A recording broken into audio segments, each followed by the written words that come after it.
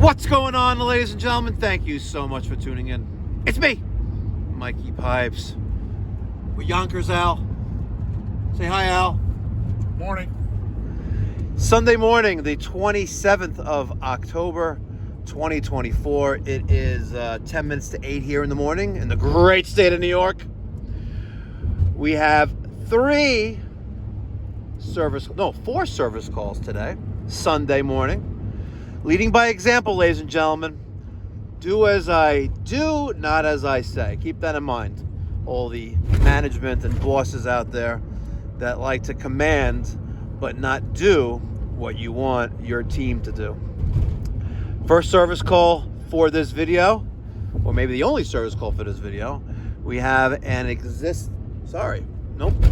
have a YouTube subscriber, but he's also a donor to the Mikey Pipes Philanthropy nonprofit charitable organization. In case you guys didn't know, when this channel hit 100,000 subscribers, I decided to do something a little bit different and opened up a nonprofit arm of Pipe Doctor called Mikey Pipes Philanthropy, where we perform free or low-cost plumbing, heating, and cooling services to those in the community who can't afford to hire a professional. So if you need a plumbing, heating, or cooling service call, you live in the metropolitan New York City area and you're really, tight for cash, you can't afford to hire a professional, reach out to me, Mike at mikeypipes.com, and we will talk, and hopefully we can get that service call done for you at a very, very low cost or for free. So the gentleman we're going to now, he has a steam boiler. He's a YouTube subscriber, and he's also a donor to our Mikey Pipes Philanthropy charitable organization.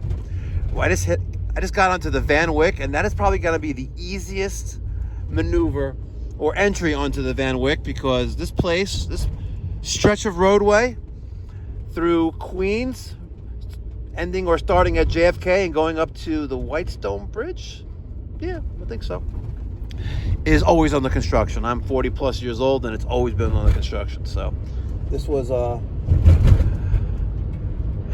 quite an experience, but also just messed up because I was supposed to get off at the last exit. No! All right, just got on site. It's me! So, sir, you got this. Wow, it's quite creative there. Let me tilt the camera a little bit. So, what can I do for you today? My sight glass is busted. Okay. I don't know if it's busted or not, but I turned it on. What happened is that a whole lot of steam and water was just like gushing down there. So I said, "Oh." From where? From the valve? From the glass itself? From the glass itself. Okay. Yeah, and I don't know if you realize it. The water's still here, but it's right here. That's where when the boiler's up here, the leaking comes out here. So. Okay. Yeah. How old is this boiler? 2005. So that's what. No, 1999, so that's always what, 25 years, if I'm correct? Yeah. You have a manufacture date of January 1999. You have an SIN 5, 140,000 BTU gas-fired boiler. Yep. Standing pilot. Yep. White Rogers gas control valve, 24-volt operation. Yep. Pilot tubing for the gas. Yep. Burners looking looking pretty clean. Yeah, well, I take the advice from you. You told us, take it out, just make sure, wipe it out nice and clean, put some WD-40 on it. Yep. Yeah. And, it's actually quite important to do that, taking out the burners, make sure you clean them. Yeah. And very rarely do I do it before with the combustion analyzer, but I always do it after. Yeah. But the results on some systems that are dirty are mind-blowing. You'll have very high levels of carbon monoxide because you have incomplete combustion. You have lower elevated O2, CO2, numbers like that, and of course lower efficiency. Correct. Al's checking out. Al's a former Con Ed guy. Okay. Retired after how many years? 3 years now. Oh. No, how many years were you in Con Ed? I don't get drunk. It's for the prison sentence. You never keep score. Oh, of course, definitely. And I noticed you also have the the zone off the bottom of the boiler for the basement? Exactly. The pipes run through right here, right into the baseboards on the side there. Very nice. Yeah. Al, so as a gas guy for decades of your life, for a utility company, do you noticing anything out of the ordinary or anything deficiency with the setup here? Yeah, I see a couple of things, but I'm not gonna comment on Let's hear it, Al. Come on, go ahead. And not the drip leg on the relief valve, of course, but go ahead. What do you see? Anything out of the ordinary here? Well, I see the flue pipes down pitching a little bit. Okay. What else?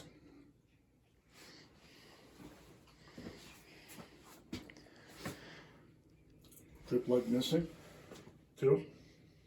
Not really, but Okay. am I wrong? Good thing you didn't work for Mikey Pipes. Leaving all that money on the table.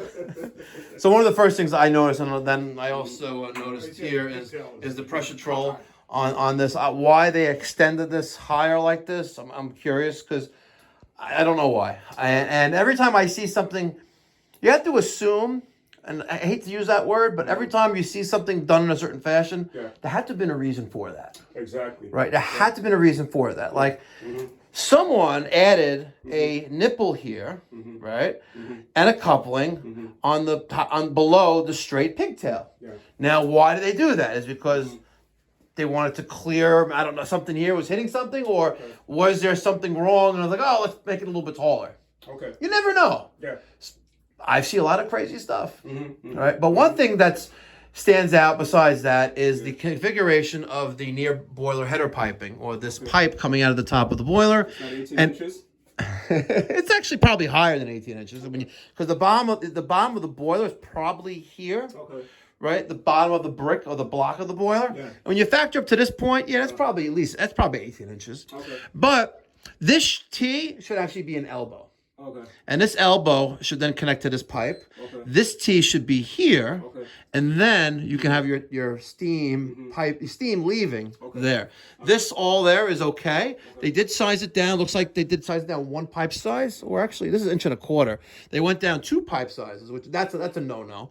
This is the equalizer, because the outlet pressure and the inlet pressure of steam needs to be the same on the boiler. Okay. And by making this smaller than more than 1 pipe size smaller, you have a risk of interfering with that. Okay. But other than that, this is because steam will take the path of least resistance. It wants to go straight up. But if you made a turn here, now you could have an opportunity for the steam to be more balanced. All right, back to the task at hand. Would you like me to just replace the sight glass, the nuts and washers? You want me to do the valves too? Entirely up to you. Okay. Now the thing is that I think you guys gave me an estimate for the sight glass. I did? I think yeah. When? Over the phone? Yeah, not you. Oh. It was another gentleman that I spoke to. Over the phone? They told you the prices for our labor. Okay. That'll give you over the phone, but they give you So just to come out and all that good stuff. Yeah, 115 trip truck, $225 an hour. Yeah. Okay. Yeah. So I'm gonna give the prices right now. I run the daycare center upstairs. Over the weekend. So I don't want to. I have a channel policy where we try not to talk about pricing, and because every geographic area, people are watching in India, people are watching in Indiana, and your mileage may vary. So, but if you live in the New York City, Long Island metropolitan area, and looking for a professional, reliable, courteous plumbing and HVAC contractor, give me a call at 516-348-6300, or save time, book online at pipedoc.net. I gave him the homeowner 3 options. I said, option number 1, we can replace just the brass nuts and the washers, keeping the glass. Option number 2, glass included, or option number 3, valves and glass. Then I asked him why the power's off, because he doesn't really need it. So let's go get the stuff in the truck. All right, I got my Testo 320. We have the sight glass. We have the nuts and washers. We have a sight glass cutter. We got a knee pad. We have a wrench, channel lock. Al, am I forgetting anything? Go-go juice. Smurf juice. Oh, it's a power vented.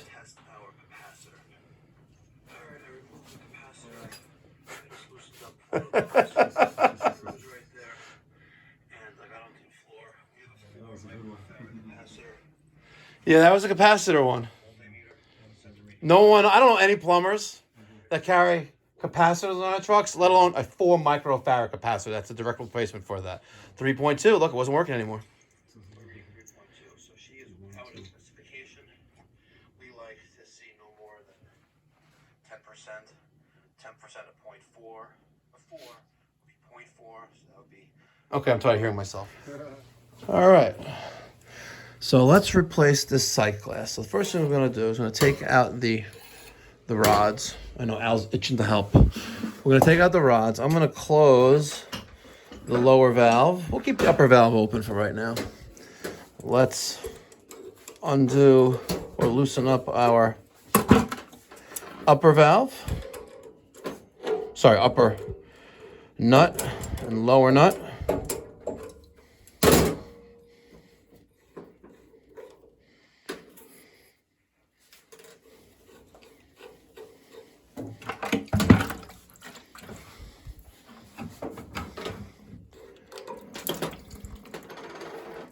Ooh, look at all that nasty juice in there. Let's put that in there.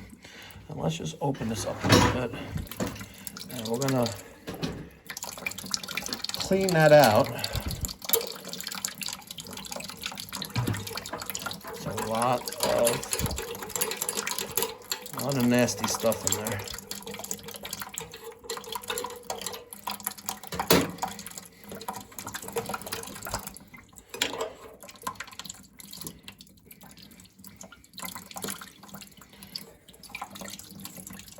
Okay. Now, Al, when's the last time you cut a piece of glass? When's the last time you cut a piece of glass? Many months ago. Who's cutting them, me or you? Why? 'Cause in case you mess up. All right. Now, the sight glass, we stick in the top first, okay, and we bottom it out.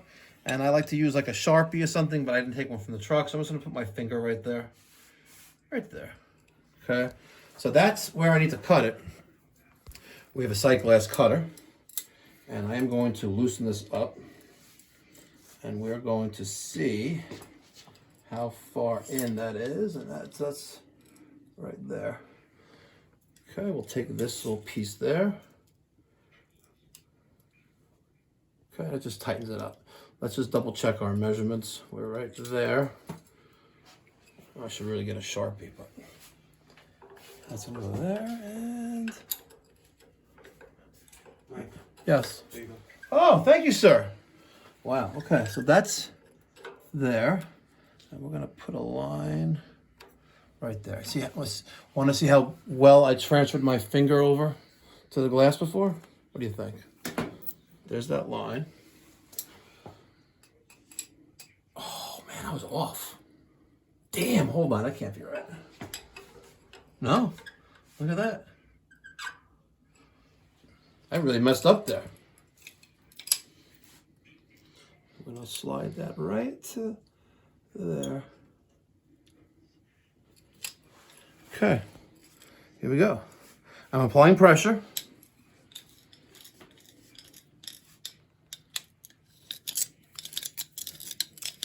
Now, some people say you just gotta score the glass once. I like to go round and round and round. Okay. But unlike a tubing cutter where it's gonna cut through the glass or cut through the copper, eventually, it'll never do that with that. All right, now, ready? There it is. Not too shabby. So, there is our friction ring, rubber washer, and then the brass nut, friction ring, rubber washer. I'll be a little careful there not to cut my fingers on that little shard there. Okay, we're gonna put that into the top. Oh, does it make it? Oh. So now, we're gonna tighten this up. We'll tighten the bottom. And we'll just give it a little, make sure it's in the center. Okay, now we're gonna put a little extra on this. Just a little extra. Nothing crazy. A little extra. Like that. And what I like to do, if I'm playing with a sight glass, let's do the guy a solid. And let's just make sure that any debris that is in the bottom of the valve is going to be clear. So I'm going to pull out this valve and the stem of the valve. I'm going to have a protective rod available. I'm going to pull this out, and water's going to start coming out of here. So if the water is hot, take a look at my hands, ladies and gentlemen. If the water is hot, I'll let Al get focused. See the difference with my two hands? You see the difference with my two hands? This was Wednesday. Yeah, there you go. Look at the gold. That was Wednesday morning in Gibson Valley Stream area, where I removed the pressure troll off the top of a McDonnell Douglas number 67 low water cutoff, and it started spewing out boiling hot water out of it. And I grabbed my mat and placed it over it so I would flood out the guy's basement, or you get water all over the place. And you could see it hurt. Crazy, right? So you make sure the boiler is cool or off before you do that. I'm gonna take this rod. I'm just gonna shove that in there. And any debris that's stuck in there is gonna come out. Let's also open up. Oh, it doesn't have a valve there, and I'm not touching that. Let's do this. Turn that on. Power's up top of the stairs? Yeah. Let's turn the, I'm gonna turn the power on. It's already clear already, but we're gonna turn the power on. We're gonna push to feed boiler. I would normally like to open manual feed this, but I'm not adventurous today. Hopefully the power's on now.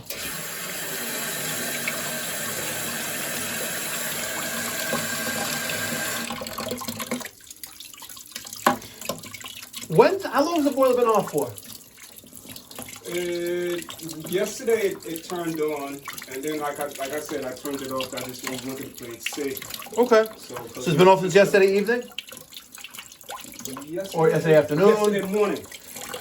Want to feel this water? Feel the temperature of the water. Wow. The pilot. Yeah. It's probably around maybe 95 degrees. No, I wouldn't say it's hot, but this water is warm. Not bad.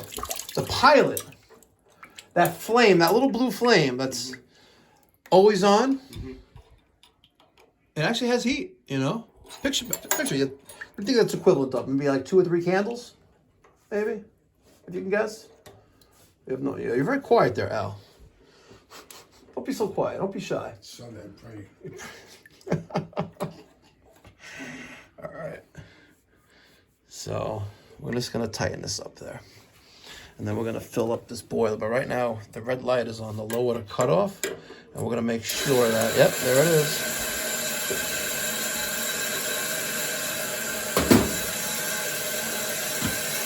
I'm gonna tighten this up a little bit more. And she's feeding automatically to restore water level, which is right there. Now you guys can see without the flash on. See, look at that. So we're right where it needs to be. I want to fill this up some more though. And I want to test the low water cutoff one more time. I'm pushing in that manual feed button. And I just want to make sure that our sight glass there is watertight. It's only going to take about 30 seconds.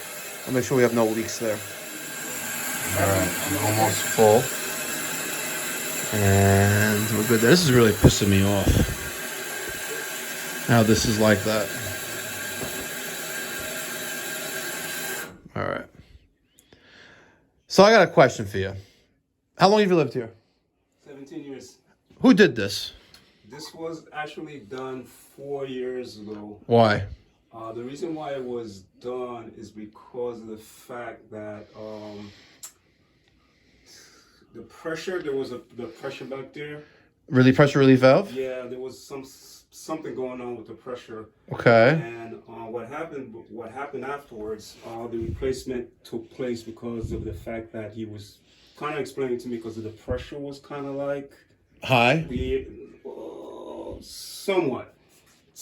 I actually 4 years ago, I can't recall. Okay. Literally recall what happened. I would like to straighten this out. Okay. And make it vertical. Okay. However, if I do that, we're restricted by the length of this. What I was going to say because that's that's 6 inches. So the thing but if I were to, so if I can't go there. If I were to take this out, it should be vertical, right? Because this came with the boiler, and it's made for the 2 wires in there are pre-made and field installed when the boiler is being installed to connect to the pressure control. I would like to. Take this out, take this nipple out, and put this straight the way it should be. Exactly. But I don't know why they did this. And I really would like to do that, but are you okay with that? Or you want to keep it the way it is? Well, actually, I'm not a professional plumber. It should be vertical. So, not for cocked like that, for lack of better words. But as I said earlier, people do things for reasons. Whether or not he did this because... I don't know why, but this was never vertical once he did this. It can't because it doesn't reach. So probably up to you. I personally would make it right, but there's also a chance like why did he do this? You said there was a pressure problem over there. If the pressure relief valve on the opposite side of the boiler, which should be 15 psi. It is 15, yeah, 15. Where is it? Right there. Which actually... Yeah, it's 15 psi relief valve. Should be. It's the same brand. There is, what does that say right there? No, it says 3/4. That says set. Come on. 15 psi. Without the drip light on. So that pressure relief valve will open when the boiler reaches 15 psi. Or the operating pressure in the boiler and the piping reaches 15 psi. And the pressure control, which regulates pressure control, is normally set like at 0.5 psi. So if this failed to sense pressure, your next safety device is the pressure control. It will release that pressure.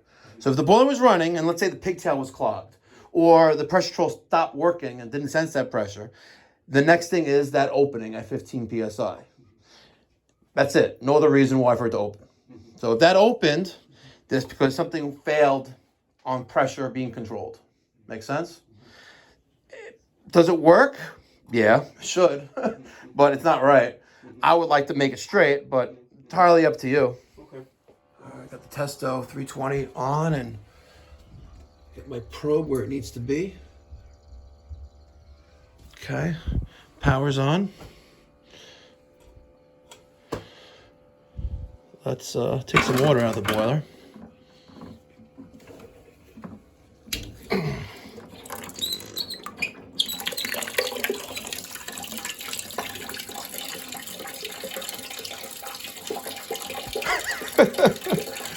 Al, I think we're going to be here forever like that. What do you think? Is there a valve on the other side? Nope. When's the last time you think you drained the boiler was?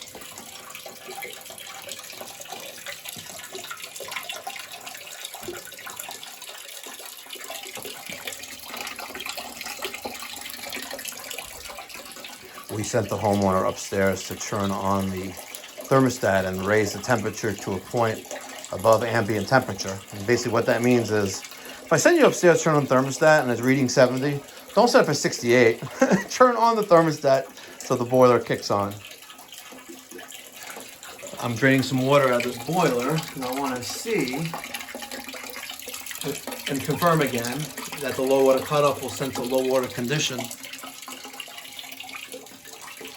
But there we go. There's that water level in the siphon that's slowly making its way. Let's also check the inside of the boiler, make sure we have no water dripping or... Thank you, Al. Gotta protect the knees. Make sure we have no water dripping there, which is not good. Make sure there's no water around the base of the boiler. Also not, so we're good. Just waiting for this bad boy to fire up. There it is. She just fired up. You notice the vent damper never opened or closed because it's stuck in the manually open position. The job of the vent damper is to give the boiler a little bit more efficiency. When the damper is open, the exhaust gases leaving the boiler go up the chimney. When the damper is closed, the boiler is not running, but whatever residual heat is radiating from the boiler is not going to go up the chimney, but go out of the bottom of the diverter, which is that silver box on the back of the boiler. So we are taking out some mud from the bottom of the boiler. Our sight glass is making its way down slowly.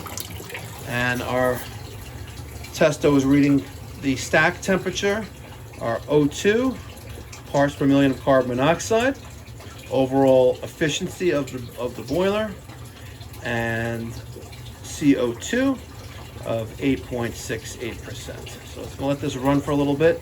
Our stack temperature is going to be higher with a steam boiler than it is with a hydronic boiler, cast iron atmospheric venting, and that's primarily because we are making steam at 212 degrees of water temperature and then giving it that tremendous amount of more energy to convert from a liquid to a vapor. So water can be two states at 212 degrees. One is a liquid, the other one is a vapor. The same way water will be 32 degrees, it could be a liquid or it could be a solid. And it requires a lot more energy to get it from that one state to another. Al's gonna be on the bucket brigade. We're gonna make sure that water glass is about 5/8 full. Back to our combustion analyzer. We're at 340 degrees of stack temperature and climbing, so we'll get back to this in a few minutes.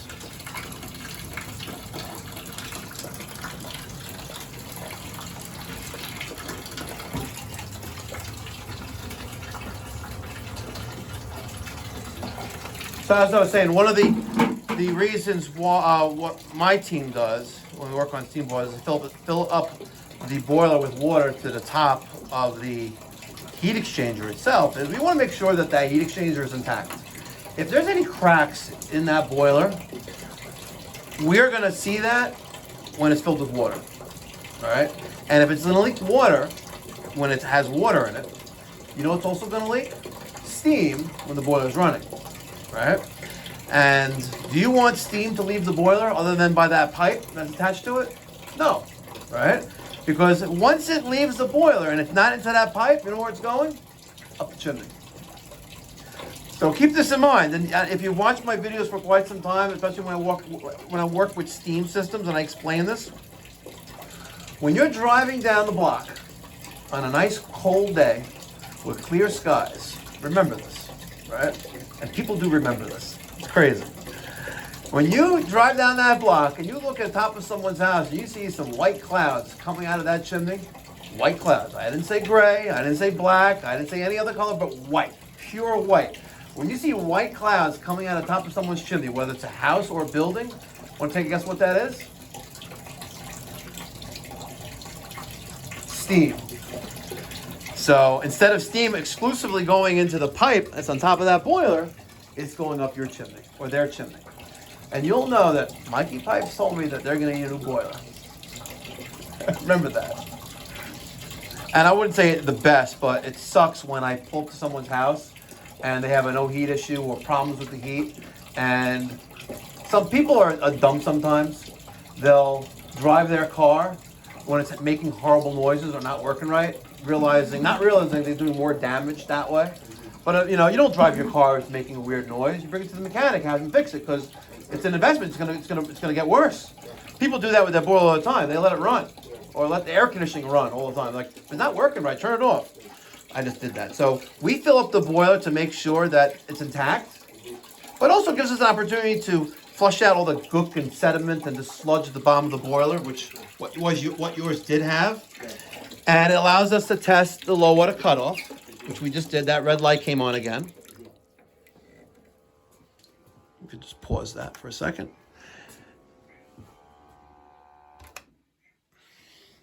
And it's going to give us an opportunity when you have an automatic feeder to watch how much it fills. And we're going to watch it start back up again. And now I just confirmed that one of the major safeties of your boiler is working right. Not only just to make sure that it won't run when there's no water in it, but it's a safety device. You know, in the 1800s and early 1900s, right, there was a insurance company called the Hartford Steam Boiler Insurance Company. And they wrote policies on steam boilers. That Hartford Steam Boiler Insurance Company is now known as the Hartford. They're still around, right? But back in the days, they underwrote boilers, right? And if something went wrong with your boiler and you had an insurance policy on it, they're going to take care of it, right? They actually invented a component or a piping configuration on this boiler that's on 99.9% of all the boilers out there, as long as the plumber who put it in knows what they're doing. It's called the Hartford loop. And they invented the Hartford loop, so should the crack develop in the boiler where the water rushes out of the boiler, that when someone adds water to it, it's not going to explode, because boilers exploded back then, because, you know, the knuckleheads didn't know what they were doing. Exactly. Right? The dead men now. The dead men now, right? But we just witnessed the boiler being full with water, no visible signs of water or vapor or any kind of rust, kind of anything going on in the bottom of the boiler, the combustion chamber. We know that's intact. We tested the low water cutoff, and we also got a bunch of gook at the bottom of your boiler. And we're going to turn this back on. And once that reaches around 400 degrees-ish, we will have a result, and then we'll do the draft, and then we're done. We're going to clipboard that. We're going to take the probe out. And we're going to go to draft analysis, draft measurement. It's going to zero out for 11 seconds. We're going to put the probe back into the top of the boiler before the diverter, and we'll test for draft. And then we'll go over the numbers and what the next course of action is for this boiler. I love the Burnhams. You could just shove it in there and it stays there. And we have negative pressure. We're going to clipboard that as well. Once it gets to 400 degrees. Bingo. And we'll print the results. All right, so we printed the combustion test results, put them in a U-line shipping baggie without the top seal. That way you could put new ones in there as you do them every year. You got my sticker right there, that QR code, which is scannable with your phone camera, and it will bring you to our booking page on pipedoc.net. The numbers there, you know, stress the urgency, well, not urgency, stress the need for proper maintenance. We have slightly elevated carbon monoxide, but the other numbers, I'm comfortable leaving it that way for now. Most important thing is that the low water cutoff was functional, the automatic feed was functional. We'll make note that the damper is stuck in the manually open position, but everything else here is okay, especially with the 15 PSI relief. I'm missing the drip leg like the water heater. I guess they didn't realize there was a sale on temperature and pressure relief valves. Thank you so much for watching. Be well, God bless, stay safe.